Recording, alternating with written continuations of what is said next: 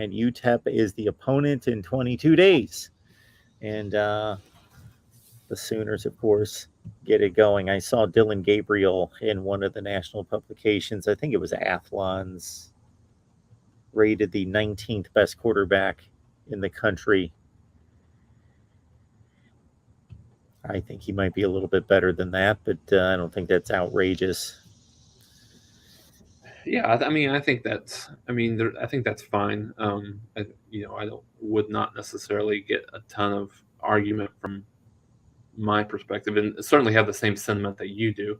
But I think for him, he's never there. There's always a kind of an element of uncertainty coming in with a group of five kid coming into a Power Five conference for the first time. What does the speed of the game, how does that impact him? I don't think it impacts him that much. He's got more. I think he's got better talent around him than he's had. Whether at the skill position or in the trenches, which really that's the difference between group of five and Power Five and the on the offensive and defensive lines. But no, I think you could see him certainly being a top 10 quarterback and maybe even top 6 or 7 by year's end if he has a really good season this year. But yeah, we'll see how that goes. I mean, I'll continue to say this until the game starts, but I think just overall, I think the Nebraska game is going to be a big catalyst for this team, one way or the other. Oklahoma's got two warm-ups, so to speak, without disrespecting Kent State or UTEP. Coming into that game, couple of games where you would expect them to win comfortably.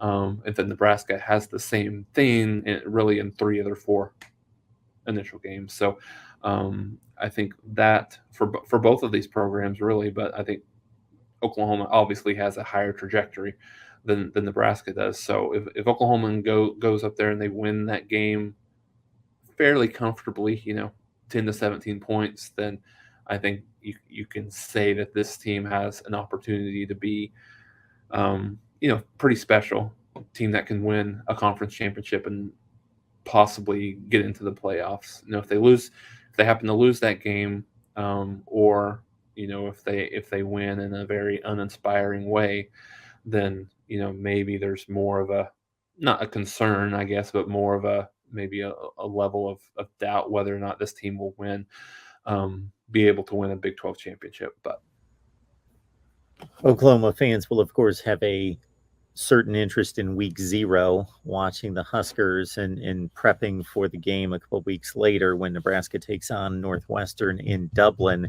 And there is no reason why Nebraska shouldn't win that game. I'm not talking about by 7 touchdowns like they did last year. They beat Northwestern. They won 1 game in the Big Ten. They went 1-8 in the Big Ten. They beat Northwestern by 7 touchdowns last year. Northwestern is probably not going to be that much better this year. But I was asked this the other day, and looking at head coaches and looking at coaching staffs in the Big Ten, there can be an argument that Pat Fitzgerald is the best coach in the Big Ten. And it's hard to argue based on his performance just at Nebraska that Scott Frost is not the worst coach in the Big Ten. And I'm not saying I'm predicting it right now, but it will certainly cross my mind that I could just see this like really ugly game and Northwestern winning some kind of 17-16 game against Nebraska. I think I may have mentioned this on this show. To listen to Pat Fitzgerald talk at Big Ten Media Days versus Scott Frost is approaching that game like sometimes it almost sounded like what we hear sometimes out of Super Bowl coaches, where one of them has this bunker mentality. We're going over there. We're going to, this is a serious business trip. Scott Frost said several times, I'm not I've let the players know they didn't earn this trip. This is not a bowl trip. We're going to be focused on football, and we're going to be locked in and zeroed in like this bunker mentality, and everybody's uptight. Pat Fitzgerald is taking it as, this is a once in a lifetime experience for a lot of people. We're going to sightsee. We're going to look at Ireland and win it a couple of days before we'll really zero in. And it just reminded me of reading through Super Bowl stories and Super Bowl history of, I don't think this so much goes on now, but early in Super Bowl history, where one team would be super tight and the other team would know, okay, this is a long time to get ready for a football game. We better not be tight a week before the game and ready to put on pads a week before the game, because we're going to be worn out. We need to enjoy it. And then about 3 days before, we'll get locked in and ready to go. And those were typically the teams that won. And just to listen to the two coaches, that's what it sounded like to me. And again, Nebraska has no business losing this game, but I could see them blowing some kind of like 13-10 game, some really ugly game against Northwestern.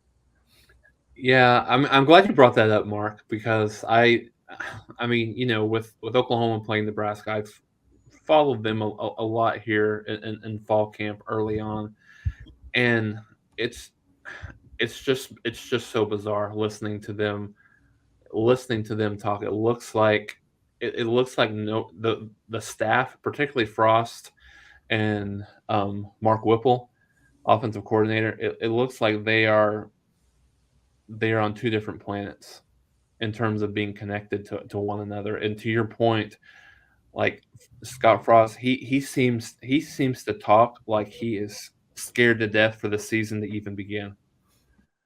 Because I mean, I know, I mean, I get it. He understands that he's got he's got a team that has to be much better for him to keep his job next year. I think probably, I mean, at the very least 6 wins, but probably more in the neighborhood of 7 to 8, I would guess. And so I think I had, and just this just kind of shows the level of disconnect that what seems to be happening right now is, and I don't remember exactly what day it was, but it was last week where Scott Frost came on. I don't know if it was just an interview or if it was a press conference where he kind of talked about, he thought they were just had a really bad practice, just really bad on specifically on the offensive side of the ball.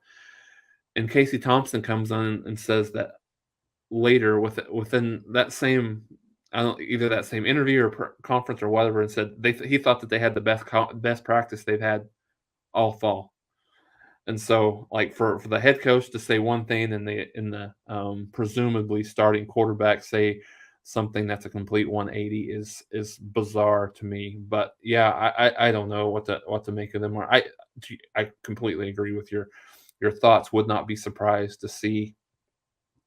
Um would not be surprised to see anything, honestly, to happen in that game, other than I guess the Northwestern blowing out Nebraska. I mean, I think that would be absolutely surprising. But I mean, to your point, I've got Northwestern as being probably the least talented team in the conference. Maybe Rutgers. Maybe they battle Rutgers for that position. But I would certainly, and I mean, for me, I have them finishing last in the West. So I think, to your point, they're much more talented. But yeah, the tightness and the, I don't know, I guess awkwardness and how he's preparing his team um, to go to Ireland is very interesting. And it'll be interesting to watch here in a couple of weeks.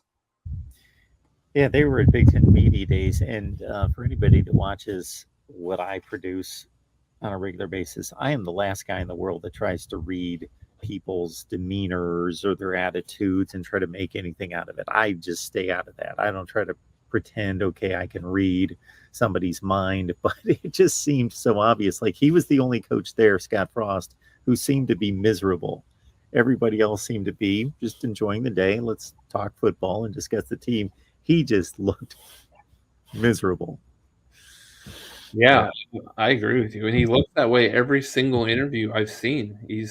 I mean, certain people handle stress Yeah. differently, right? I mean, but my gosh, he's wearing it all over his face, and so I don't know. For his sake, I hope he can get Nebraska to a bowl game this year at least. They should at least win 6 games, but who knows? Some of those things can snowball if you don't play well early, and if they come out of this they come out of this first 5 game stretch and they're at 3-2, as opposed to being 4-1, then it's going to be because we've talked about their first part of their schedule is fairly easy.